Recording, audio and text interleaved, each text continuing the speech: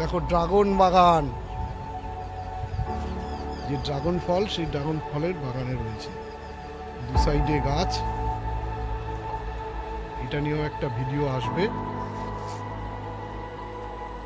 কোথায় রয়েছে কি বৃত্তান্ত সমস্ত কিছুই জানাবো, তবে দেখাই এই যে চারিদিকে গাছ।